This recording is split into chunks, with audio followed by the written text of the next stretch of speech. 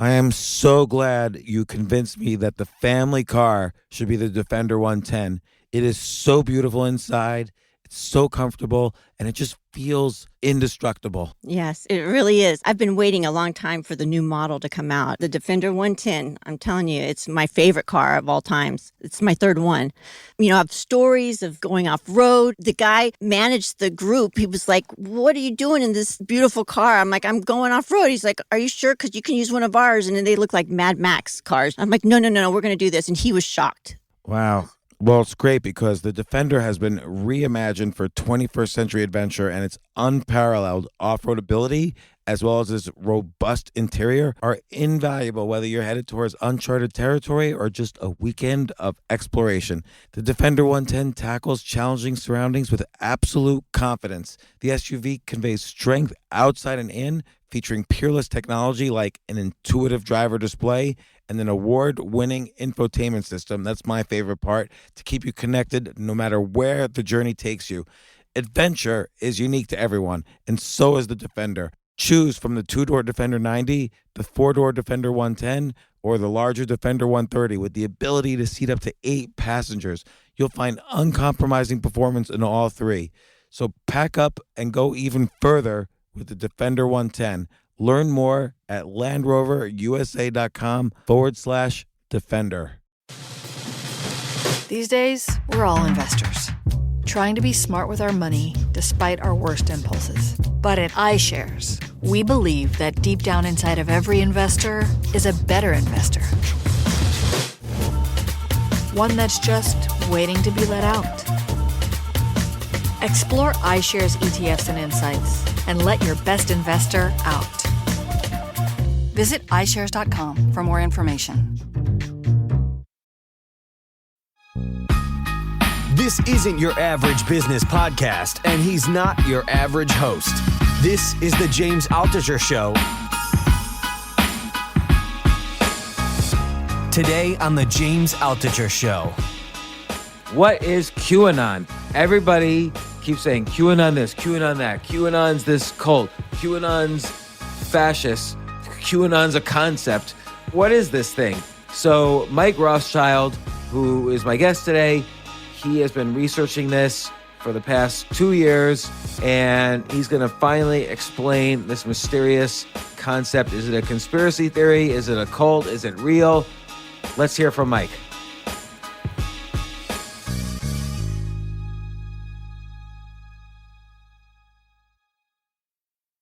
We might have been his last interview. That might have been true because he got arrested the very next day after the interview with us. Yeah, he was bragging about how he was on the run and they're never going to catch him, and then they caught him the next day. And it's also crazy. But I think they did do another interview, but it's a written one. It wasn't like on the internet. It wasn't like an audio. Yeah, like they called him in jail or something.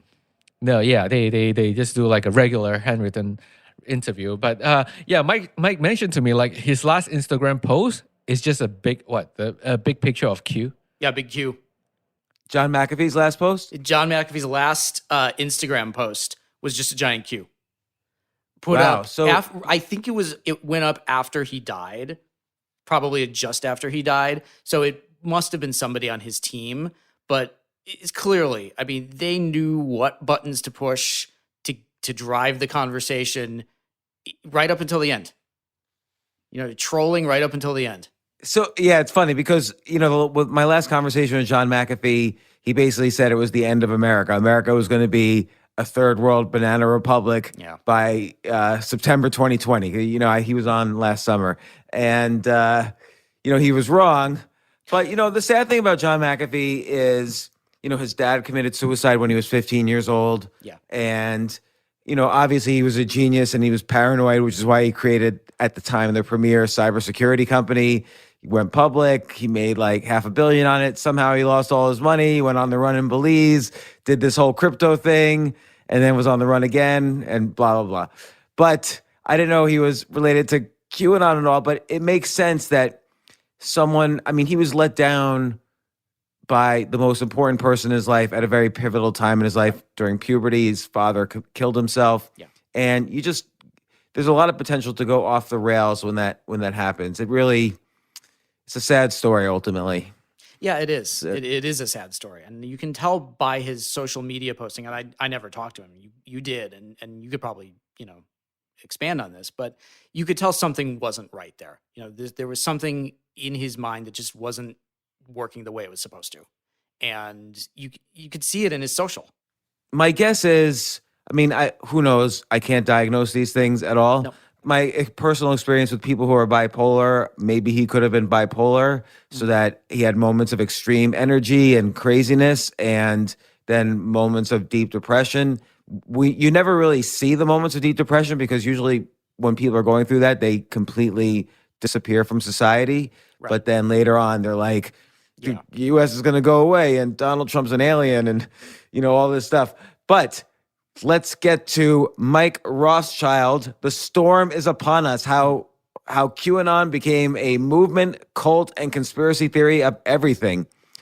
And one of my favorite people, Erin Burnett, or at least I used to go on her show quite a bit when she was on CNBC. She writes, "I hope everyone reads this book. It has become such a crucial thing for all of us to understand."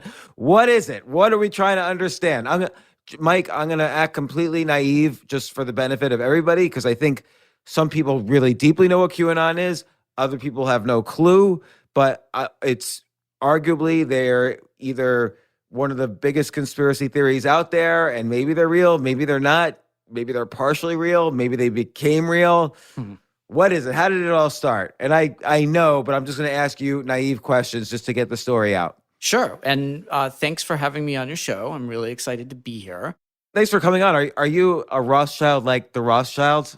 We'll get that out of the way. No, I'm not related to the family. And if I were, I would have no social media presence. I would not work. I would just sit around, count my works of art, drink my amazing wine, and just live my life. So no. Also, even though you're not a Rothschild, I'm sure you've done some research and everyone's asked you about this before. But here's my basic question about them, and then we'll get to QAnon. I know Rothschilds you have nothing to do with, but chances are you've done some research on it. If you're the wealthiest family in the world in the 1820s, and you just compound at 7 or 8% a year, and probably a rich banking family was probably compounding it more than that. I mean, they had very good investing techniques back in the 1800s for them. Wouldn't it be worth like trillions of dollars right now? Well, one of the running conspiracy theories about the Rothschilds is that they're worth $500 trillion. That's a number that gets thrown around on far-right message boards and stuff, which I believe is more money than exists.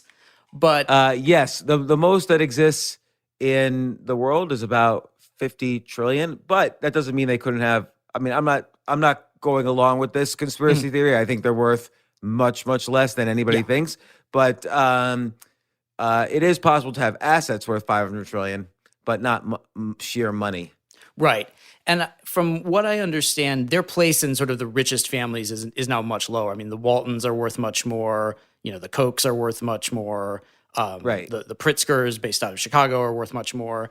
They've diversified their holdings a lot. They've sold off a lot of their real estate. There was a conspiracy theory going around that actually got sucked into QAnon that the Rothschilds had a hunting lodge in the Black Forest where they hunted people for sport. They did have a lodge in not the Black Forest in Austria that they sold off pretty recently. They just didn't want to own it anymore. Of course, this family's really fragmented now. I mean, there's heirs and descendants all over the place. So, if you put maybe all of the money of all of the descendants together, it would be a fairly large amount. But individually, I don't even think, I think maybe only one is on the Forbes richest list. Oh, really? And probably run some bank or something? Yeah.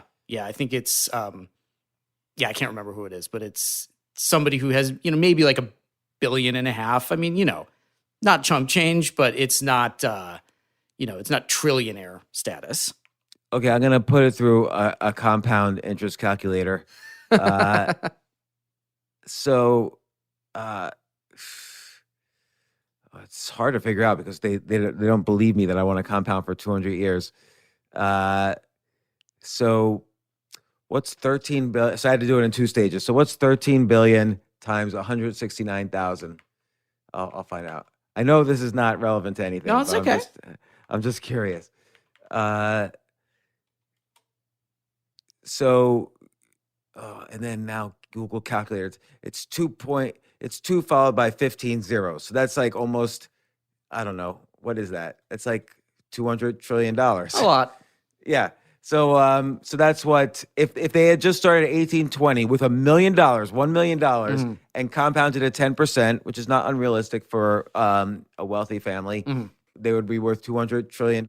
Though generations tend to disperse and diffuse that. Yeah. And they weren't around in the era of, I mean, they weren't big in the era of all these tech billionaires going public and benefiting from that huge increase, but I don't know. They also had It's a lot hard of to say. assets seized by the Nazis. Yeah, but and a lot of which they never got back. But it's exactly this reason that countries were seizing money held by Jewish people that the Rothschilds became so successful, is because they understood that you may need to transfer intangible assets and currencies from one country to another country very fast. And so that's really the start of how they got into banking. So presumably, although they did have assets seized, probably wasn't the bulk of their wealth. Yeah, I don't think so. Okay, QAnon. Yes. Big conspiracy theory, possibly a conspiracy group, possibly they're going to take over the world. Started off with Donald Trump in 2017 saying, we're seeing the calm before the storm. What does it mean? What's going on? So QAnon, as we have understood it from October 2017 until Joe Biden's inauguration, was a conspiracy theory based around a military intelligence team supposedly using the image board 8chan to leak cryptic clues to an upcoming purge of the deep state that would be announced on Twitter by the president, at which point hundreds of thousands of indictments would be unsealed and the leaders of the Democratic Party, Hollywood, big business, the banking elite would all be arrested in a great purge called the Storm. And then there would be peace and prosperity, and the 6,000-year-old Babylonian cult that has controlled the world would finally be destroyed, and it would be a great utopia. And that didn't happen. All right. And here's the thing. I get it, because this is a combination of various religious beliefs and also a combination of history, because many countries have had political purges where someone who was viewed as a dictator actually became a dictator. Now with, and I think whether it was rational or irrational, a lot of people did believe that Donald Trump secretly wanted to be a dictator. Clearly now, whatever you think of Donald Trump, pro or negative, he wasn't a dictator and he didn't do a purge. And despite, saying the election was a fraud, he did leave office on the day scheduled and so on. And by the way, in almost every presidential election, just to mention, the election has been contested. So in 1960, when, John F. Kennedy was presumably buying votes in Chicago, which turned the election, Richard Nixon contested the election all the way until the last minute. And then because he was vice president, he had to be the one to actually read the electoral college vote that Kennedy was elected. There might have been contestment in 1968. There's been contestants all sure, along. 1876. The compromise of 1876 was, changed the course of the country. I mean, it's, contested elections and sour grapes after you lose, especially a really close run race. None of that's new. We've always had that. I mean, the presidential campaigns of the early 1800s were vicious. Yeah, I none mean, of that's new. Right, and a lot of people said, "Oh, this is the most vicious one. I've never seen a country so divided." People forget that there was a civil war, right, where the country was very divided. And right before, I think it was 1857, right before the Civil War, one senator actually almost beat another senator to death with a cane. Yep. Things were pretty intense. I mean, it was. None of this is new, and that's one of the things about QAnon that I really wanted to get into in the book is to kind of strip away everything that looks new about it and reveal the component parts underneath it. And all the component parts are old. This is stuff that has been floating around for decades, for centuries. You go to the blood libel of the 1200s, all the way to scams that were really popular right after 9/11. I mean, everything here has been done already. It's just put in a new suit and given a social media friendly sheen and pushed out there as this brand new thing, but it's not new. All this stuff is very, very old. Well, let me ask you a question, because like starting with 9/11, and this, we're going to explore QAnon, obviously, but I also want to set the foundation of conspiracy theories, because there's some interesting things here. So after 9/11, there's all the, what do you call them? The truthers that people yeah, think that America, it was a quote unquote, there's all this vocabulary of conspiracies. It was a false flag operation, meaning the U.S. did it on purpose with Bush's knowledge so that he could have an excuse to go bomb the poorest country on the planet, Afghanistan, for some reason. And I've talked to truthers. It surprises me how different people I know were actually truthers. And like they would say things like there's no footage or photographs of the plane that hit the Pentagon, which is untrue. You could search anywhere and there's footage of it. And then also people say, how did the building, the World Trade Centers just collapse straight down? It must have been an explosion at the bottom. They don't understand physics, which is that the heavier part is at the bottom. Right. So, yeah. Or, you know what I mean? I mean, basically, if you can't tip over, because if the top starts to go down, that's the weight, and so it's just going to keep going down. It's gonna collapse in on itself. It's not gonna just fall over. It's not a stack of books. And then the most important thing is a more circumstantial thing other than the laws of physics, which is that in order for something like this to happen, you would need, hundreds, maybe even thousands of people to be in on the conspiracy, and not a single person has ever come forward ever. So the odds of that are insignificantly tiny. Right. And the idea that it was a controlled demolition. Well, okay. So explosives were just sitting in the Twin Towers for 40 years and like nobody noticed? Who put them in there? When were they put in? How were they detonated? I mean, they're very almost pedantic questions. But if you're alleging that the two of the biggest office buildings in New York City were blown up by explosives, I feel like there has to be sort of a trail of who put them there, how were they put in, when were they put in, how did nobody notice them, who paid for them. And they're very simple questions, but they're the questions that conspiracy theory believers never ask themselves.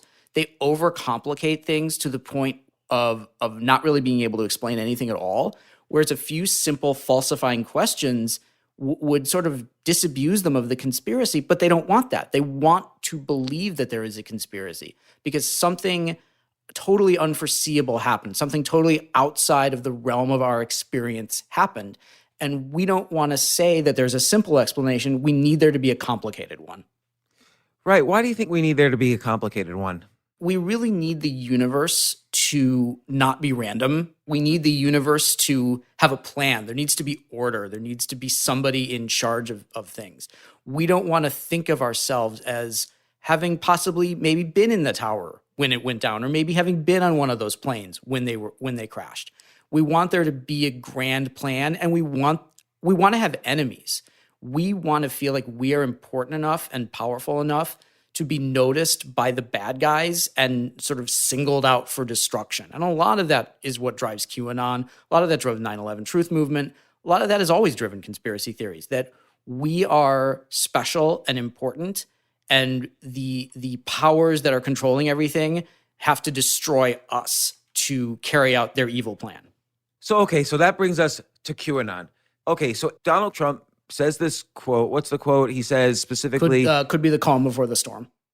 Right. And, that's not any different than other things he said, but people picked up on that. And by the way, I'm not defending him. I just don't believe conspiracy theories in general. But so on 8chan or 4chan, there was stuff starting to happen on the message boards. What was happening, and how first off, I'm I would say a well-versed internet user like most people, but I've never used 4chan or 8chan. What are these? These are like message board sites, but why? What's the appeal to them? Sure. So 4chan and 8chan. 8chan is now 8kun. It's a complicated explanation, probably not worth getting into at this point. These are image boards. So these are primarily designed to post pictures. So you post screen grabs, memes, tons of memes. There is text, but they are primarily for images. And 4chan was started by a guy who was 15 at the time when he started it. And it was an American version of the really popular anime image board 2channel. This is a huge website in Japan, one of the most popular sites in that country. So this guy started an American version of it. And the so I'm looking at appeal- 4chan right now for the first time ever. It's awful. And it's not all awful, but it's It's like all worst porn. places on it are absolutely terrible. like, is it anything but porn? There is. I mean, there have been some very popular memes that have come out of 4chan. Things like Rickrolling, lolcats. That stuff all came out of 4chan. But then if you go to some of the really, really bad places there's a board called Poll that is just like hardcore anti-Semitism, hardcore conspiracy theories. There is a lot of porn there. I really don't recommend people go to these places. There's just, you're not going to find anything worth finding there. But these places are really popular because they're mostly unmoderated. So, And so is it 4chan.org or 4chan.com? I don't actually know. I think it's, I don't know. I actually don't know. I haven't gone to 4chan in a long time. And It's and easy what enough was to find. what was the one you just said poll? Yeah, Poll. Poll? P-O-L.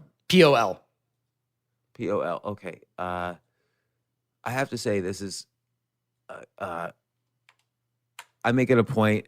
I'm not, this is not bragging. I make a point never to go to porn sites. And so like this is literally the first time this computer has been shocked like this, seeing all this porn. So I'm trying to find Poll. I don't really see I don't, it.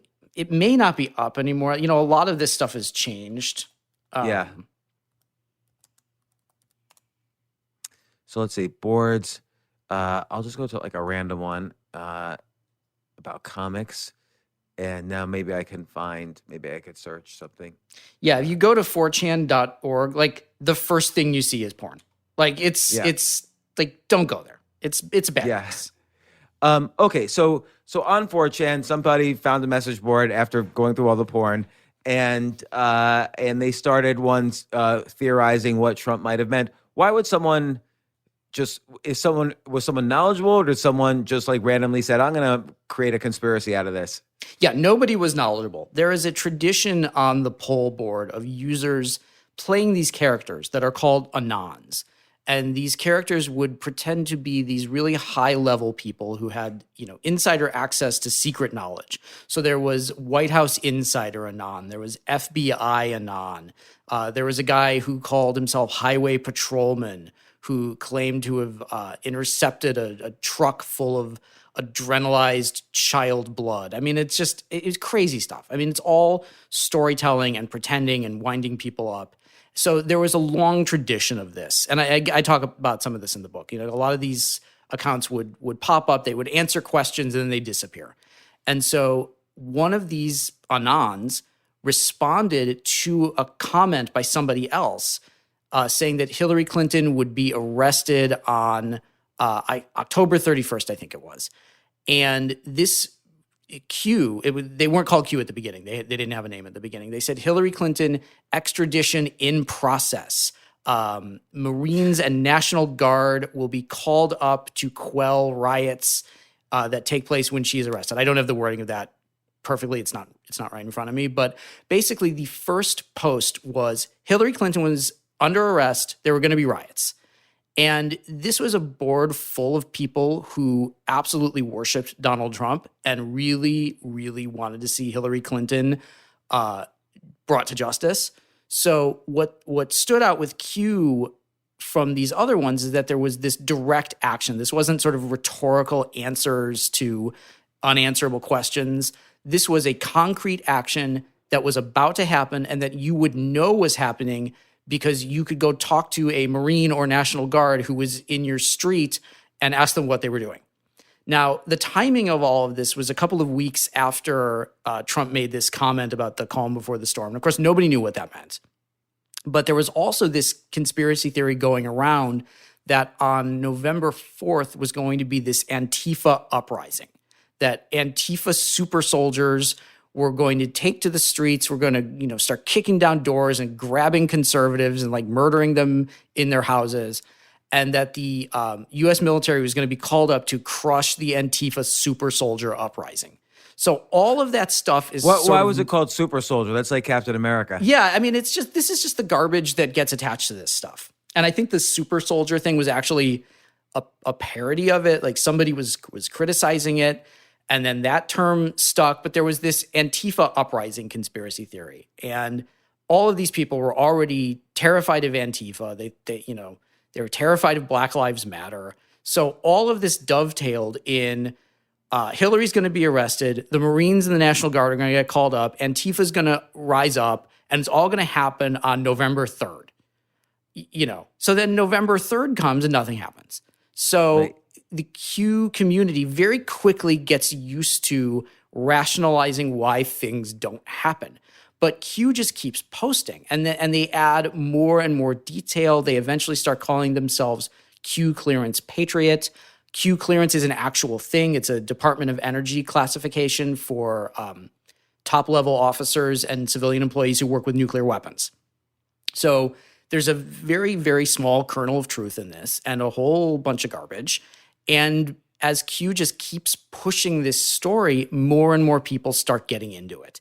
And within a week, 10 days, you started to see these really encouraging responses on 4chan. You're starting to see people making Twitter threads interpreting this stuff. You're starting to see people making videos about it. And it just caught on because it told a really compelling story that people really wanted to be true. Right. So what happened next? Like, was there any evidence at all that there was any group QAnon, or did QAnon start actually at this moment because everybody was saying it existed? So some people said, "Oh, I want to join," and they made it exist.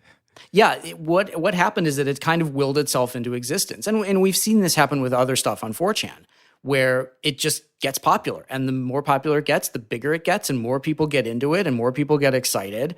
And you started to see a community of people who were interpreting these drops. And of course, Q just kept pushing them out and kept adding more details and kept making the story bigger and kept adding more players to it. Barack Obama's birth certificate got brought into it. George Soros got involved in it. Robert Mueller got pulled into it. So the story just kept getting bigger and bigger. And if you look at those first 150 or so drops, like those first couple of weeks, they really do read like something out of a Tom Clancy book. It's not just internet garbage at this point. It's actually really compelling, and you can see kind of how people would get interested and how people would be really waiting for the next drop because like, ooh, where's the story going to go next? And so much of conspiracy theory literature is like that. It's a story. It's not about sort of the dark forces are going to crush you. It's telling you a story that you aren't supposed to know about. And of course, that secret knowledge lure is huge in Q and in a lot of these other movements. So okay, various people were claiming to be Q. Yeah. And they were claiming to be high-level government officials. Like, was anything at all true in any of the things that were being posted? No, absolutely none of it was true. And what's funny is that those first 150 or so drops, Q really works up to this storm, these mass arrests, Hillary being arrested, John Podesta being arrested, the deep state being blown open, and nothing happens. And then Q starts rewriting their own story. They start talking about how, oh, you think I meant Hillary Clinton? No, I actually meant Saudi Arabia, because there'd been a purge of anti-royalist, officials and minor family members of the royal family that had gone on in Saudi Arabia at about the same time. And so Q completely rewrote their own story on the fly, that the purge of the deep state was not about the US, but about Saudi Arabia. And, Hillary will be brought to justice eventually, but I was actually talking about Saudi Arabia this whole time.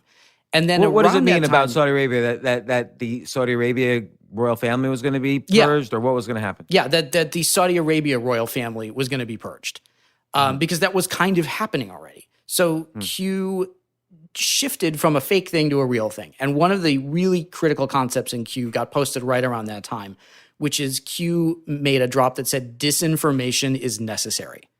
So basically Q was saying, sometimes I'm going to lie to you. And I need to do that to keep the deep state off my tail, which is genius. Yeah, because then anything could be said and then denied later. Right. It is the ultimate get out of jail free card. It's saying all that stuff, nope, that was fake. I put that out there on purpose. It's all part of the plan. So it trained believers to just go with whatever was said. And if it was fake, it didn't matter because it was all part of this secret and silent war that Q was fighting against the deep state. So obviously people on the right were interested in what was going on with QAnon, but people on the left were very interested because they used it as evidence that Trump was masterminding some big thing. And so it was on both sides that people almost wanted to believe that QAnon existed. And that might have fueled it as well. Yeah, in the beginning, it was almost entirely a right-wing thing. You saw a little bit of writing about it in the mainstream media, but even that didn't really catch on for the first couple of months. For November and beginning of December, this was really underground on 4chan. The mainstream media was not really taking notice of this. Liberals weren't really taking notice of this, and if they were, it was like pointing and laughing and just calling these people kooks. But it was around December when a couple of the early QAnon evangelists went onto InfoWars. And once they crossed that barrier to go onto InfoWars and find that enormous audience, it was mainstream then. And so when you say QAnon evangelists, were they involved with any kind of burgeoning group called QAnon, or were they just saying, what were they saying? Like, what does it mean to be an evangelist? What did they know, or were they just having a fun time? Sure. At that point, there wasn't really a group called QAnon. The poster was going by Q, but the concept of what this was still really nebulous. What these people were doing was interpreting the drops. They would read these really cryptic posts and try to figure out what they actually meant, what was really being talked about here. And of course, they developed their whole language for it very quickly. The posts were called drops. The Twitter or 4chan threads where they were interpreted were called breads. The people who posted those were called bakers. I mean, it very quickly developed its own lingo, which, of course, any cultic movement does to separate the in-group from the out-group. If you're in the in-group, you know what all this stuff means. If you're in the out-group, you think it's all just crazy gibberish. But these guys went on InfoWars. They'd been making videos already. They were already getting tens of thousands of views on some of these things. And they said, we are part of the greatest secret military intelligence operation of all time, and we need your help. We need you to help us decode these things. We need retired military intelligence professionals. We need people who have experience in communications and the armed forces. They specifically appealed to baby boomers because baby boomers traditionally have a more difficult time separating fake news from real stories online. Baby boomers are much more likely to share fake stories on Facebook, are much more likely to get taken in by hoaxes and scams. So it's really true, actually. Whenever I have a friend who sends me some insane news story, it's usually a baby boomer. Mm-hmm. Yeah. And it's faxes, it's chain emails. I mean, it's another version of that. So within a couple of months, QAnon had gone from just these sort of random Looney Tunes posts about Hillary Clinton being arrested to a growing group of disaffected conservatives who felt like they were part of something secret and special being done to the progressive cabal that was trying to rewrite their way of life. And it just took off from there.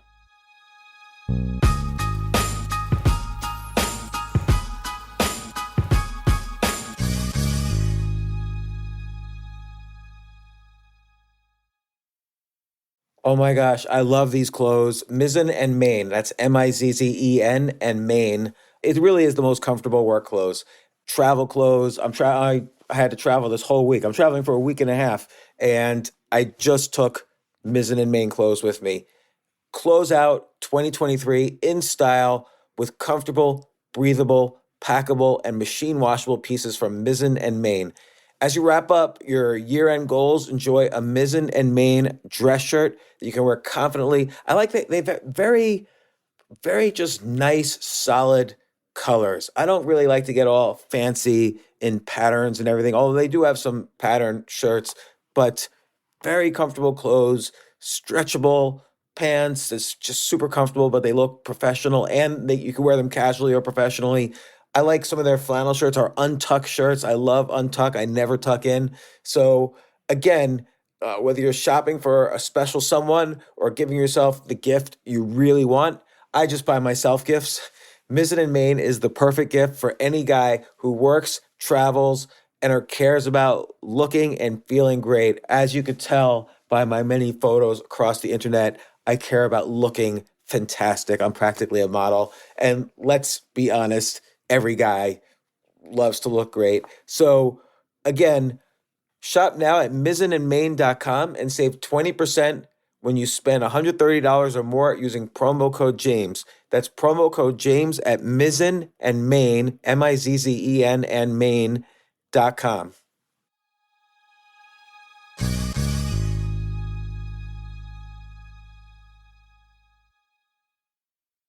You know what I love about fantasy sports is that even though I'm not going to be a great basketball player or a baseball player or a football player or whatever, I feel like I get to participate and make decisions and use my knowledge of these different leagues or these different sports to compete. So it's like I can pick my team or I can pick my favorite players and I could use my knowledge to make predictions and maybe even make money. So with the basketball season here, you can now pick combo projections across football and basketball from the Specials League on Prize Picks. This is a league created specifically for combo projections that include two or more players from different sports or leagues. Want to play alongside some of Prize Picks' favorite players like rapper Meek Mill and comedian Andrew Schultz, who's also been a guest on this podcast, and I've been a guest on his? You can now find community plays under the promos tab of the app to view entries for some of the biggest names in the Prize Picks community each week. Look, Prize Picks even offers a reboot policy so that your entries stay in play even if one of your players gets injured. For football and basketball games, if you have a player who exits the game in the first half and does not return in the second, that player is rebooted. Prize Picks is the only daily fantasy sports platform with an injury insurance policy. What? So I love playing it. I love anywhere where I can use analytical ability with my interests to demonstrate some skill and maybe make some money. And I like the game-like aspect. I do wish they had chess as a category on prizepicks.com, but I'll settle for what they've got. Maybe I should make my own fantasy chess league. But in any case, I love Prize Picks. Go to prizepicks.com/James. Use code James for a first deposit match up to $100. That's the easiest $100 you're ever going to make. So that's prizepicks.com/James and use code James. Daily fantasy sports made easy.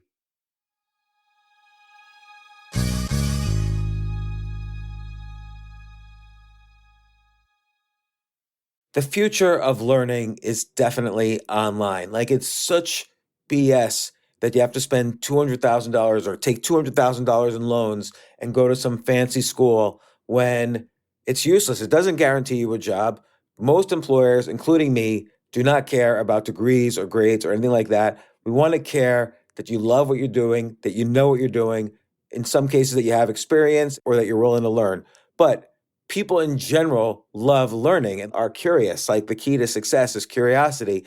And I think masterclass.com is the perfect model for online learning. I'm really happy they're sponsoring this episode. If you're going to give a gift, give the gift of learning. Masterclass makes a meaningful gift this season for you and anyone on your list, because both of you can learn from the best to become your best, from leadership to effective communication to cooking.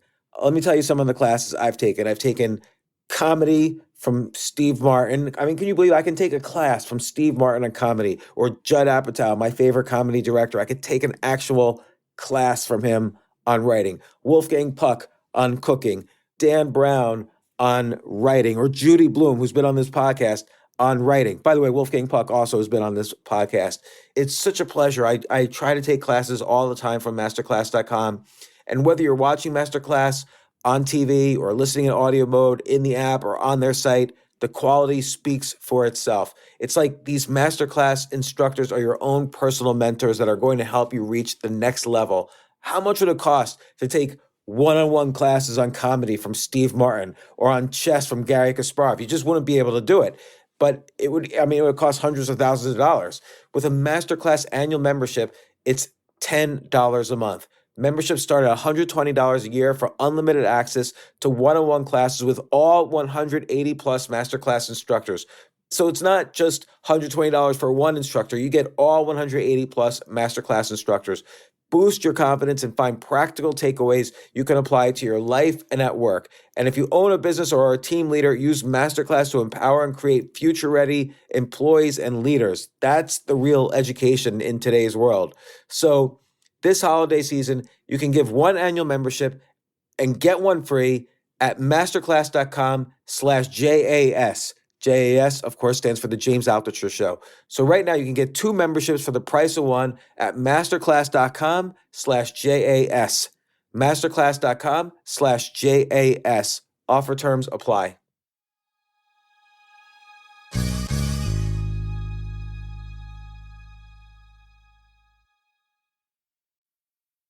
From what you're saying, it started off maybe as this made-up conspiracy on this semi-obscure message board. I know 4chan is very popular, not obscure, but I'll call it semi-obscure at the moment. I think that's but then what happened is it represented a concept that the quote-unquote deep state, which was from the progressive side, had been controlling the world forever, and Trump had a plan, and Trump with this group QAnon had a plan to take them down. So this is a concept that's made up, but then people started to subscribe to this concept and started to tweet about this concept.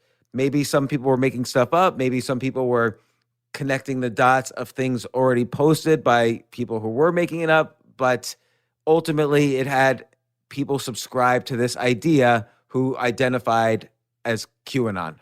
Yeah, that's basically it. You know, it very quickly outgrew what it started as, and it became something much bigger and much more uncontrollable. And that's one of the reasons why in the book and in the writing that I do, I really don't get into who made those initial posts. Mm-hmm. We don't know. And because whoever made those 4chan posts didn't leave a way to identify themselves, there's no cryptographic key there. There's no real signature. You know, anybody could have made those posts. And a lot of people have claimed to have done it. You know, you've got like half a dozen different people who claim to have made those first posts. And none of them really have any evidence to support their claims. So why would I believe one over another? But the reason why it doesn't matter is because Q outgrew all of that. It sort of left behind its cicada shell and flew off into the world. So you don't need the shell anymore. It's on its own now. It doesn't need that. Right, because what was happening was the people who were essentially subscribing to the concept, whether it was made up or not, those were real people, and they started congregating on the internet. And, you know, because there's like one, you know, so like the FBI in 2019 sent out around a memo saying QAnon represents a threat of domestic terrorism. And were they accurate, or were they falling for the scam? Were they accurate in the sense that there were enough people now who subscribed to the concept and identified as QAnon and they were far, far right and potentially violent? Was their memo correct? Oh, their memo was absolutely correct. And they were a year late on it. We'd already seen violence by QAnon believers long before that.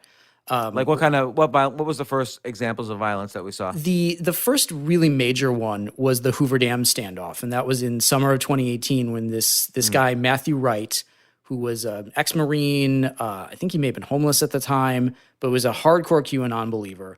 He got into his homemade armored truck that he lived in with multiple firearms, 900 rounds of ammunition, flashbang grenades, and a sign that he'd written out that said, "Release the OIG report." And OIG stands for Office of the Inspector General. And there was all this, you know, hullabaloo going on in right-wing media at the beginning of 2018 about, memos and reports that were going to blow open all of the corruption in the FBI, all of the, all the people in the deep state who tried to rig the election for Hillary and tried to stop Trump and were leaking all of this stuff to damage Trump. And Q had made a drop positing that this OIG report that was supposed to come out was going to be redacted, but that there was a second secret OIG report that would be unredacted that only Donald Trump could release. Now, this did not exist, and it never existed. But what did they think that report would say? That the FBI had conspired to stop Trump, basically. That the FBI was running a secret state, and the inspector general had found it, and all of these people were going to be brought to justice. I mean, never mind that an inspector general does not have the power to arrest people.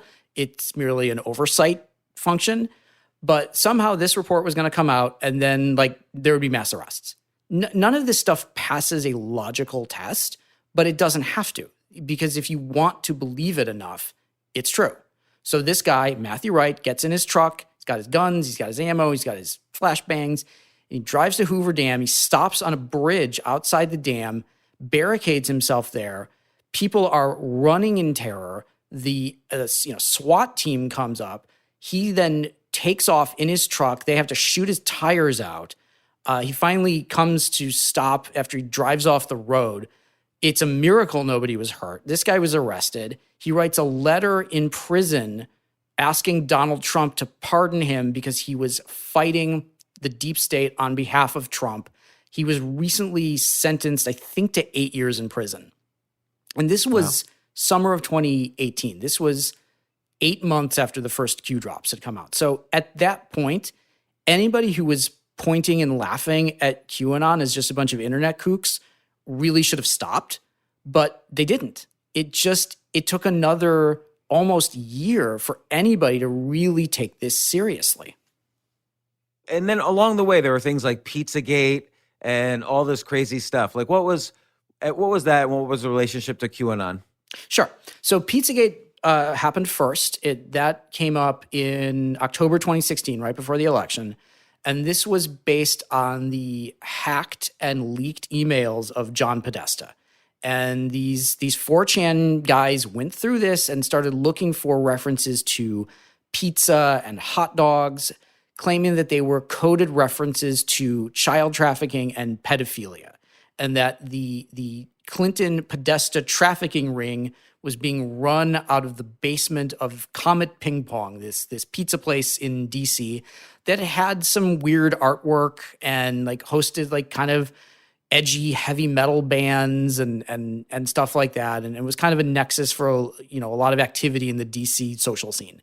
And they created this entire mythology out of nothing based on a bunch of references in the Podesta emails that don't mean anything. Stuff about handkerchiefs and dominoes and cheese. I mean, stuff that just doesn't mean anything. And they turned this into this vast conspiracy theory about Hillary Clinton. And it fell apart actually pretty quickly, but a lot of its concepts were then reappropriated for QAnon. So how big did things get? Was Trump involved at all? There's one article that says he was constantly retweeting QAnon tweets. What does that mean? What was the involvement of high-level government with any of these domestic extremists? Sure. It's always questionable as to what Donald Trump actually knows and what he just retweets and sort of how this stuff gets in front of him. But he retweeted over 300 QAnon believers on Twitter. Now, a lot of them weren't QAnon tweets. The first time he did it was actually fairly quickly after the first drops. He retweeted this presidential accomplishment list put up by this account called MAGA Pill. And MAGA Pill was also one of the original QAnon believers. MAGA Pill put up this blog post about how Q was revealing all of this sensitive information and it was going to be the greatest military intelligence operation in history, blah, blah, blah. It's entirely conceivable that Trump had no idea, that nobody in Trump's orbit knew what Q was at that point. But, Trump liked to retweet stuff that was nice to him. And he retweeted this accomplishment that was this isn't even everything. We're just getting started. And then journalists dug into it, like, oh, this guy's a hardcore believer in this QAnon thing. What's that? And nobody really ran with it because it was too weird. Yeah, and it's crazy. And I mean, again, this has nothing to do with a political stance, but my goal on this is to show that, okay, again, whether or not you love Joe Biden, whether or not you love or hate Donald Trump, sometimes when things get extreme, it's important to call it out to because people get scared, and understanding what the truth is, you shouldn't be covered up by what your political beliefs are. So whether they're, knowing the history of these movements, because it did become a movement, like we the culmination of it being the January 6th, Right. Insurrection in the Capitol Hill. But it's important to know that that there wasn't like an 8,000-year-old Babylonian cult that this QAnon was fighting, and that because I see people who are extremely afraid on both sides, where it's just ridiculous. And so the point I'm making is, like, if someone says something nice about me on Twitter, I'll retweet it without even thinking. I almost certainly won't know who the person is I'm retweeting. And I'm certain the president of the United States has even less time than me. Hopefully has Hard better to things believe. to do. Right. But for him to just retweet stuff, that's like a normal thing. That's what everybody does. Yeah. To me, there's no real indication that anybody in Trump's inner circle had anything to do with this. And it's not necessary. This took off not because of some giant conspiracy and not because of foreign intervention, which is another thing people love to say about QAnon who don't really understand it. Oh, it's Russians. It's got to be the Russians. It's not. It is us. It is us falling for the same human tendency to embrace conspiracies that we've always had. This stuff works for a reason because our brains are wired to see these patterns. Vladimir Putin did not invent conspiracy theories. Donald Trump didn't invent conspiracy theories. This stuff has always been a part of how we view the world. And if you exploit it really well, you can become really successful. Yeah. And so tell me some of the stories. Like, you have a lot of stories in your book, but tell me some of the stories that were kind of extreme cases of people believing or even feeling they were a part of QAnon, and just what happened. Sure. There's all kinds of stories. I talked to a lot of family members and loved ones of people who've been affected by QAnon. I really didn't talk to a lot of QAnon believers themselves because they're very unreliable as narrators. Also, I'm a Rothschild and a journalist, and I write what they think are hit pieces about QAnon, so they're not going to tell me the truth anyway. Right. But, I heard stories about a woman who's, and not all of this is in the book, there's just not room for it, a woman whose mother is a psychiatrist and is also a hardcore QAnon believer. And this woman had to basically snitch on her mother to that state's ethics board because she was talking about QAnon in therapy sessions. There's a guy, and this is in the book, a guy whose friend of 30 years became so consumed with paranoia that the government was spying on him and ruining his investment schemes that he started carrying guns and knives around and was sending texts to his mother and his children saying that Q was going to kill them. Wow. So wait, this is this guy, Garth? Yes. Yeah. And so he had inherited some money, right? And was investing it poorly, which is normal for people to inherit money and then thinking they could turn, I don't know what it was, 3 million into 100 million. It wasn't even that much. Yeah, and so he it's understandable. He lost it all and he went crazy because it's not like he was going to make that money. He inherited it. So what happened? He sends all these threatening notes, and then what happened? Eventually, he was sending pictures of their house while they were in it. He was sending death threats, really graphic texts about murdering them. They went to the police, and Garth was eventually arrested for stalking, harassment, threats. He threatened a judge. Even at his competency hearing, he broke his bond. He was screaming at the judge. He was threatening his friend, his mom in court. And he's in prison right now. And I think is pending another competency hearing that's probably going to be pretty down the line. But this is all mixed up in QAnon. This is mixed up in, investment scams. This is all of this is all meshed together. So yeah, these are horrifying stories of families that are just completely shattered by this. A lot of these people, there was already a predilection for conspiratorial thinking. A lot of these people, in fact, almost all Q believers come to QAnon through other conspiracy theories, but it's never quite as aggressive or violent as QAnon is. What about like some cases where information was dropped that could maybe was true or at least worth looking at, like some of the stuff about Hunter Biden, for instance, in China? QAnon was taking some credit for this. What was going on there? Because I never really followed what the sources of that news, those pieces of news was.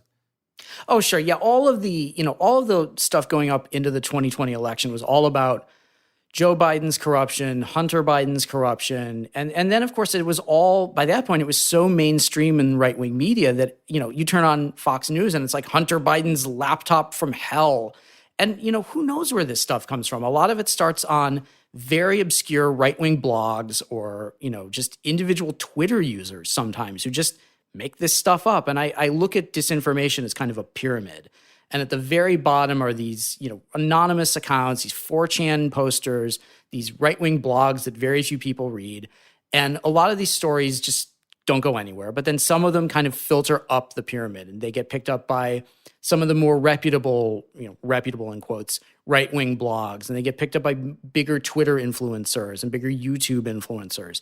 And then some of that stuff gets picked up by places like Breitbart and Gateway Pundit, OAN, some of the really big QAnon influencers, and those things make their way up and up and up. And finally they land with Donald Trump, and Donald Trump would retweet them to 80 million people. Was there anything true at all? Like, I remember there was one video right in the weeks before the election of Hunter Biden in China. Was any of this true or was it not true? What was the story? I mean, some of it was true. Hunter Biden certainly had drug issues. He had some dodgy investments. I don't think anybody was looking at Hunter Biden as a potential saint, but it actually, what a lot of the Hunter Biden stuff did was it actually helped Joe Biden, I think. I mean, Joe Biden really stuck by his son. And he's like, really? You think that humanizing a guy for standing by his son and loving him no matter what is going to hurt him? Really? At that point, it just became about destroying this guy because it was easy and it was lucrative. I mean, it also, like, you could see how conspiracy theorists could take reality and just give it that little extra push to turn it into something else. Because, take the Jeffrey Epstein case. Yeah. This is a situation where the guy was supposedly worth billions and had all these high-powered friends, ranging from Bill Gates to Donald Trump to Bill Clinton to Noam.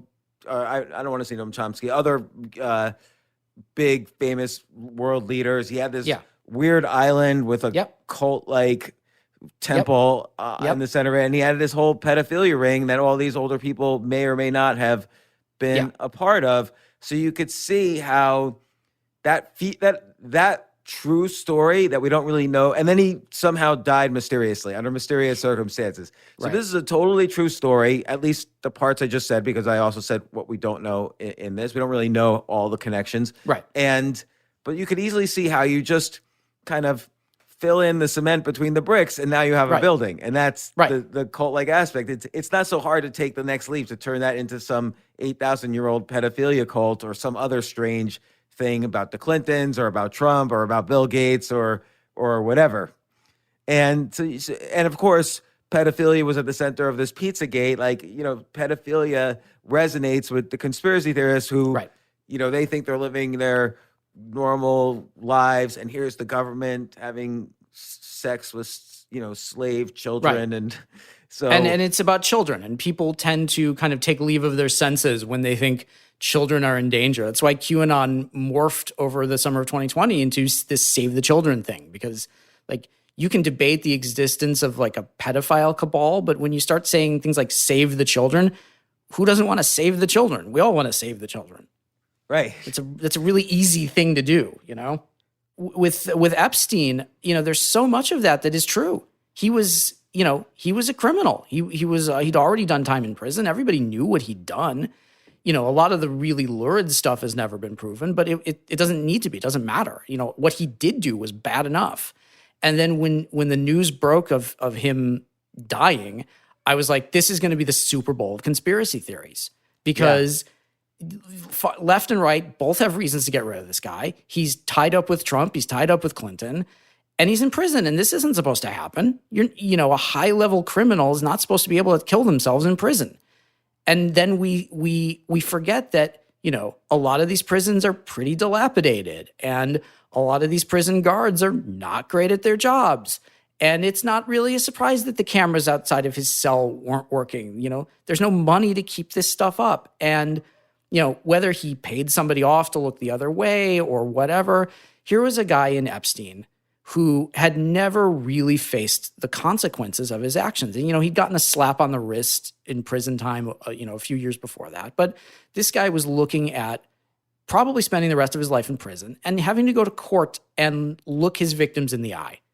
And I don't think it is a stretch at all to think of a wealthy and powerful guy who's finally brought to heel for the consequences of his actions. And he's saying, no, I'm not doing that. I'm done. I'm not going to face that.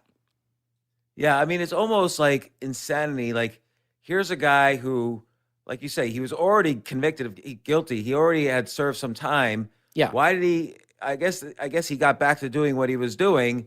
Why would he do that? That's kind of like mentally ill. You just wonder, like, and also he's an older guy.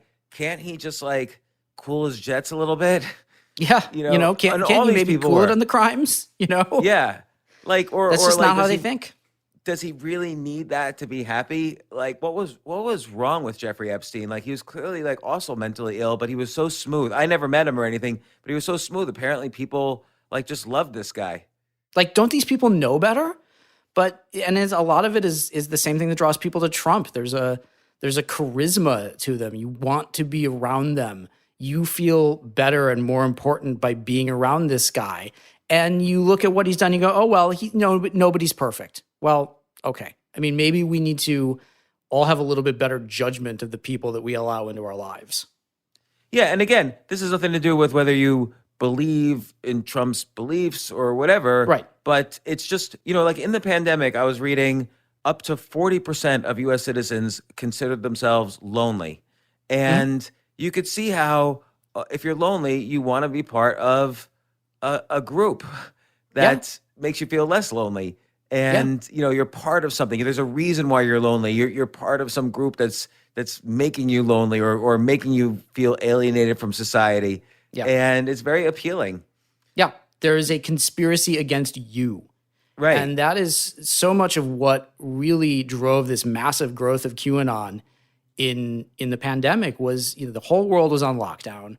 All of this stuff is happening really fast because of a virus that we don't quite understand, that our understanding of it is like changing by the day. And they say, don't wear masks. Then they say, do wear masks. Then they say the lockdown is going to be 15 days, then it's going to be a month, then it's going to be 3 months. And people are inside. A lot of people have lost their jobs or are working from home and trying to navigate that. We're cut off from our support systems, from our extended families. If you're single and you live by yourself, you're not seeing anybody. And that is a petri dish for people to go online and look for explanations and try to find the real reason why this is happening. And that's why this grew so much, because people from all these different spheres of fringe and conspiratorial thinking, everything from like the far right to a lot of these, wellness spaces and like health freedom communities, traditionally more leftist leaning, but still very hardcore into conspiracy theories, just different conspiracy theories. They all came together under the umbrella of, we don't know what's going on. Somebody explain this to us. And there's QAnon.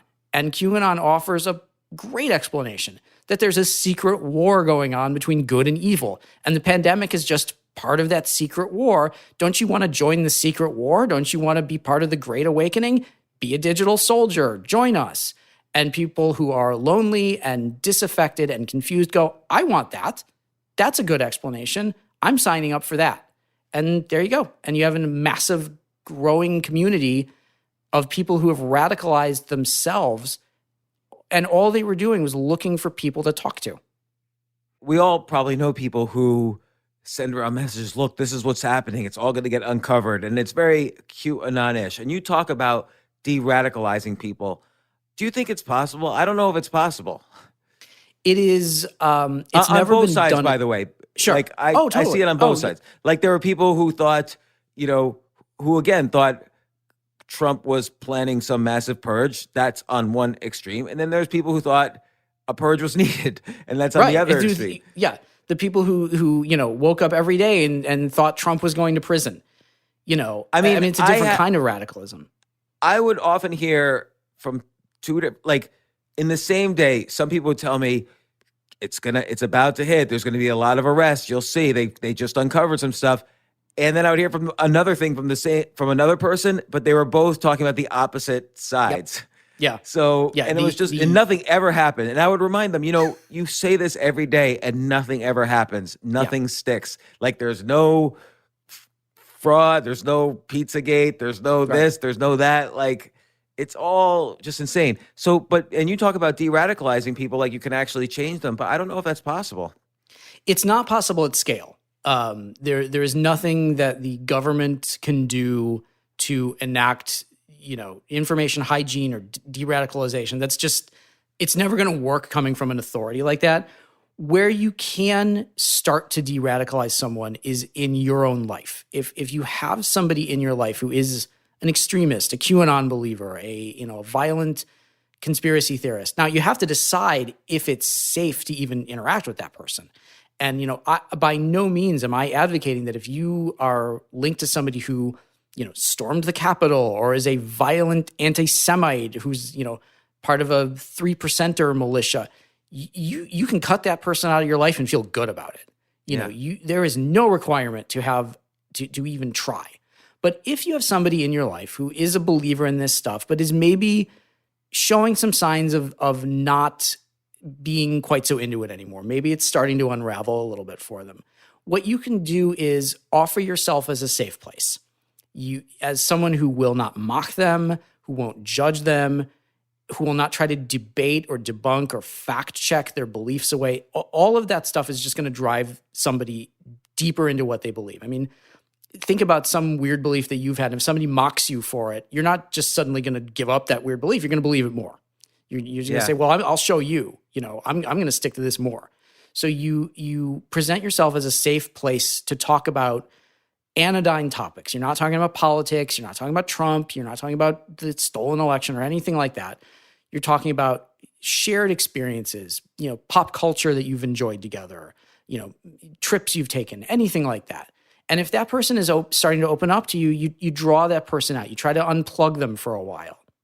Even just a couple hours away from the constant churn of social media garbage can really be beneficial to a person who's starting to be on the fence about this stuff.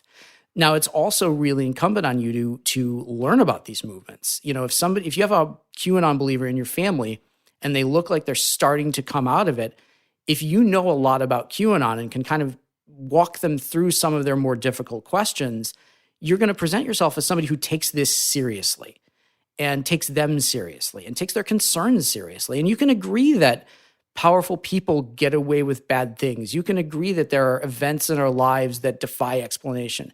And you slowly start to help that person out of it. So the moment the fever breaks for them, they pull on the thread and it unravels, you're there for them. And they don't have to start from zero in terms of rebuilding their life. But it's very difficult. It's very time consuming. And if the person doesn't want to come out of it, if they want to stay in that belief, you'll never get anywhere with it. And it's best to just leave it alone.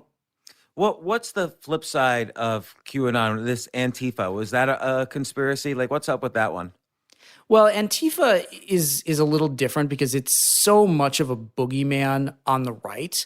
You have this paranoia about, Antifa like taking over the government and indoctrinating people. I mean, anti-fascism has been part of, liberal culture since the 1930s. But there is no organized Antifa. I mean, there aren't like Antifa board meetings. There aren't like Antifa, chat rooms where everybody gets together and plots how they're going to riot. It's much looser, much more nebulous than that. There's very little structure to it. but it makes a very convenient talking point on places like Fox News. And then you tie it into this whole stuff, all the stuff about critical race theory that's just starting to bubble up, and it gets tied into the pandemic. And it very quickly becomes kind of another bigger conspiracy theory of everything. Right. So do you think, are there people who are in something called Antifa, but it's just been exaggerated, or is it completely also a myth, or what's the story there? Because you would see like this guy, Andy Ngo, I don't know what his story is, but he'd get like beaten up and he'd show the scars. He'd get beaten up by Antifa, according to him. Like, what was the story there? I mean, yeah, he's an agitator. I mean, he's a very, this is a guy who's bad news. But generally speaking, there are Antifa organizations, but they're very small. They're not like organized people marching with flags and masks and machine guns. They're not ISIS. This is a real thing, but it's been massively over-exaggerated by the right-wing infotainment complex. Yeah, that's a good way to put it. So right. So what was Andy, like, who was beating him up? This Andy Ngo. I don't know a ton about the guy. I don't follow his work super closely, but I know that he's a person who he doxes people, and it very often doxes the wrong people. Like he'll point out somebody who like committed some act of vandalism at a protest, and he'll tweet out his name, tweet out this person's name, and it's not the right guy. And that happens actually quite a bit in a lot of far-right movements, is the wrong people get doxed. I mean, we saw that going on all the way back to the Boston Marathon bombing, when the wrong people were had the bombing pinned on them by amateur investigators on Reddit. That's actually how QAnon got banned from Reddit. They doxed the wrong guy who they thought was responsible for a mass shooting. And Reddit basically said, no, you're done. We don't want you anymore. And of all of the platforms where QAnon took off just completely unchecked, Facebook, Twitter, not on Reddit, because Reddit banned them. But that's a very common thing in the far right, is sort of revealing the personal information of the wrong people. And then you go, well, it's for a good cause, so who cares? Right. So it's interesting. So what got you involved in this? Like, why did you write about this? Why do you write about conspiracy theories? Because I've seen you written some other stuff about conspiracies. Mm-hmm. Yeah, I was always interested in conspiracy theories as storytelling, and for the kind of the worlds that they broke open. And I got really into the Art Bell radio show in college. So I would listen to Art Bell, the Coast to Coast AM show, and he would have on like conspiracy experts and like pseudo historians, and he'd be talking about like crop circles and UFOs and cattle mutilations and very X-Files kind of stuff. And I never believed any of it, but there was one particular thing that took off in, I guess I'm dating myself here, but in December of 98. And Art Bell had on this guy who was this really big proponent of like the face on Mars conspiracy theory. And this dude was on every night on Art Bell claiming that there was going to be an alien landing in like rural Arizona based on some British astronomer's data that had gotten leaked on the internet. The whole thing was a hoax, but Bell was so committed to it.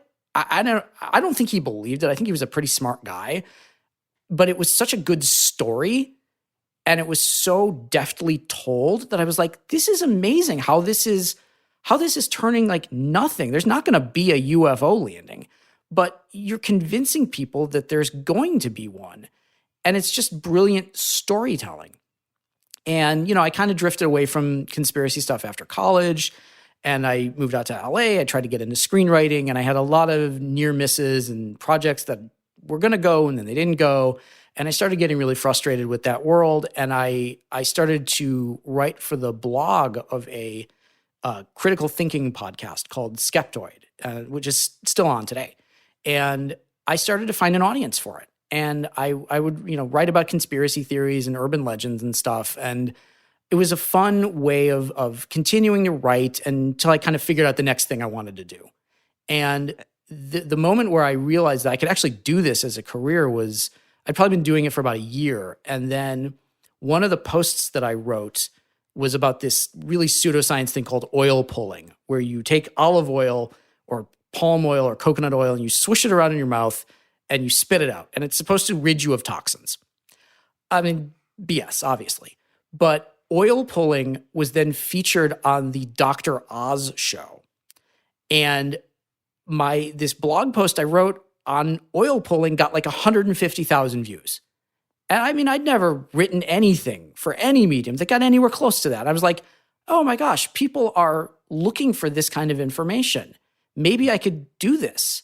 And I got some freelance writing gigs out of it, and that turned into a couple of staff journalism jobs. A publisher then approached me about writing a book about conspiracy theories. I'd gotten a literary manager by then.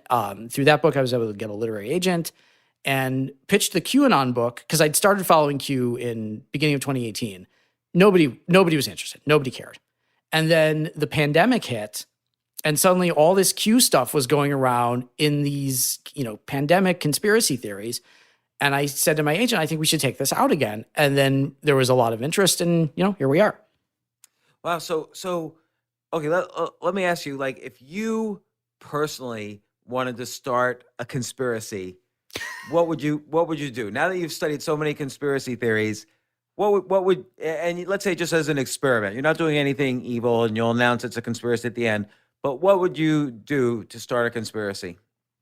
I've often thought that I could probably make a much more lucrative career out of pushing conspiracy theories than debunking them. But I would say then you'd get like 1 million followers. Sure. I mean, I wouldn't be able to sleep at night, but who would care? What I would probably do is seize on something going on in the news and sort of filter that through a lens of stuff that I knew the conspiracy theory community would be interested in. So you take something real, add in a bunch of fake elements to it, but you make the fake elements about people who are important in that community. So the Clintons, George Soros, Obama, the election, whatever. And the most important thing is to just do it relentlessly. The people who have made careers out of pushing conspiracy theories, the big QAnon promoters, the wellness conspiracy promoters, and there's a ton of these people. They put out an enormous amount of content. It's like every day is a live stream, every day is a podcast, every day is a video, and they build up trust among people who are looking for someone to trust. Of course, they're lying, but they don't care. And the people who are trusting them don't care. It's just all about telling that story that they want to be true. So if I could find a story that I thought could resonate in that world, I would push that story relentlessly. I'd make up jargon about it. I would claim to be an insider. I'd claim I have sources, and I would just do it a lot. And I could probably be pretty successful at it. Yeah, no, it's true. But in that case, you couldn't be anonymous. Like, you'd have to be putting out content, like you say, every day. Right. What if you wanted to just plant the seeds in some message board that could turn into a viral conspiracy? What would you do? And how would you construct it? You can do that on places like Telegram. And in fact, this is actually happening right now in the QAnon world, because QAnon got kicked off all the big platforms after January 6th. So they've kind of reconstituted themselves on this secure messaging app, Telegram. And there's a QAnon influencer who goes by the term Ghost Ezra. Nobody knows who this person is, whether they're male or female, who they are. But this is a person who, out of nothing, has built up something like 350,000 followers on Telegram by posting all day and all night this gigantic anti-Semitic conspiracy theory that's partially QAnon, but much more blatantly hateful than even QAnon, and QAnon can be pretty hateful. So, you can do that. You can be completely anonymous. You can go to a place where these people congregate, and if you just keep posting enough, and maybe you get picked up by a couple of the big influencers in that community, you could do anything. You could create anything. There was something going on that was a little bit like that. It was called Sabmec. It happened beginning of this year. It was this very complicated, prophetic conspiracy cult thing. It's way too complicated to explain, and it doesn't matter. But it was this guy who created this out of nothing. And people were starting to get really concerned about it because he had immediately built up 200,000 followers on Telegram and was creating all kinds of art about it and these prophecies. And it turned out to be this German outsider artist who created this as a prank just to see if he could get a big following by saying really outrageous stuff. And he did. So if you want to do that, that is not that hard to do. And that's terrifying. Did he take it back at the end? Did he say, "Oh, don't pay attention to this"? He admitted that it was him, but it's still kind of going. I follow some of the Telegram channels about it. Like, this guy built up Telegram, dozens of Telegram channels with tens of thousands of subscribers almost overnight. I mean, it was really an example of how you could say just any meaningless gibberish. And I was looking into it and I thought, this is way too esoteric to take off. This is way too complicated. Like, what was he saying? Just like there would be I'm trying to remember some of it. Like, you would be able to identify the Messiah based on the pattern of scars on his arm, and they were descended from angels, and there was all of this really, really esoteric, occult kind of stuff with it. It wasn't so much political, but it was done in a fashion that was like very easy to share, but you didn't really need to understand it because it was incomprehensible. And this guy was revealed and he was like, "Yeah, I did it." And these channels are still going a little bit, but there's very little activity in it now. It just sort of burned out because nobody wants to feel like they're being pranked by some random German guy. But it was an example of how social media and the inherent conspiracy theory, our inherent need for conspiracy theories can be weaponized very easily. Wow, that's scary. I mean, yeah. And particularly now when people have been locked up, like, people really are social animals. They need human contact. And when you lock the whole world down for a year, for maybe the correct reasons, maybe not, who knows, but it's just sad what happens. Yeah. Yeah, well, it is. It's extremely sad. And well, Mike, people should read your book to see the true story of this cult or this belief system, QAnon, how it started, how it evolved, what sort of people it sucked in, the sort of damage it caused. I mean, it really affected the whole country, the belief in this. Like, it caused damage, and it caused the whole country in some way to lose their faith in the political system, both on the left and the right. Because, like you say, it sort of started in places that nobody would look, like this 8chan or 8kun website. But then it gets into InfoWars, and it gets into Breitbart, then it gets to OAN, and suddenly people say, well, it's on TV, and OAN is just like Fox. So then it gets on Fox, and then Trump's retweeting it. And you see how these things could just, because reporters at the top, I will say this, reporters at the top no longer do their jobs, on the whole. Not everybody, but on the whole, they just wait for press releases or what their bosses tell them to say, and they delete everything else. They're just reporting on what people the next layer lower are reporting on, and that ruins the whole, like, journalism is just as bad as 4chan in some cases. So yeah, and we weren't looking in our communities for this. Yeah. So the book is called "The Storm Is Upon Us: How QAnon Became a Movement, Cult, and Conspiracy Theory of Everything." And Mike, I'll say you tell a lot of great stories in the book, not only about the origins of QAnon and what was happening and kind of the history of this conspiracy theory, but also the people, many stories with the people directly involved, for better or for worse. And you should write fiction or a screenplay or something like that. This is all the makings of, you even have a chapter called "The Gospel of Q." I love that as a title of a movie or a book. So you should do that. The title just speaks for itself. Yeah. Yeah. And ultimately it's about the people. It's not about the lurid stuff. It's not about the sort of technical aspects of it. It's about the people. And that's where I really try to focus all of my work, is just the people who this has affected. And it's a lot of people.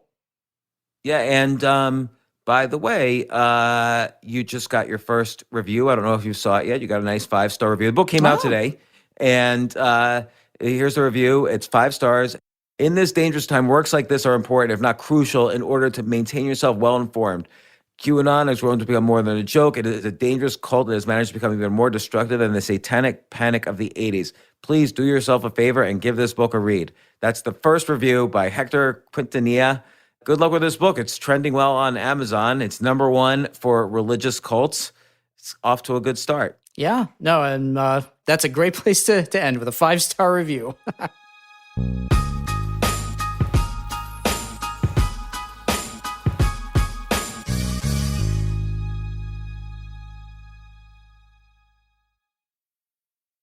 AI might be the most important new computer technology ever. It's storming every industry, and literally billions of dollars are being invested. So buckle up. The problem is that AI needs a lot of speed and processing power, so how do you compete without costs spiraling out of control? It's time to upgrade to the next generation of the cloud, Oracle Cloud Infrastructure, or OCI. OCI is a single platform for your infrastructure, database, application development, and AI needs. OCI has 4 to 8 times the bandwidth of other clouds, offers one consistent price instead of variable regional pricing, and of course, nobody does data better than Oracle. So now you can train your AI models at twice the speed and less than half the cost of other clouds. If you want to do more and spend less, like Uber, 8x8, and Databricks Mosaic, take a free test drive of OCI at oracle.com/advance. That's oracle.com/advance. oracle.com/advance.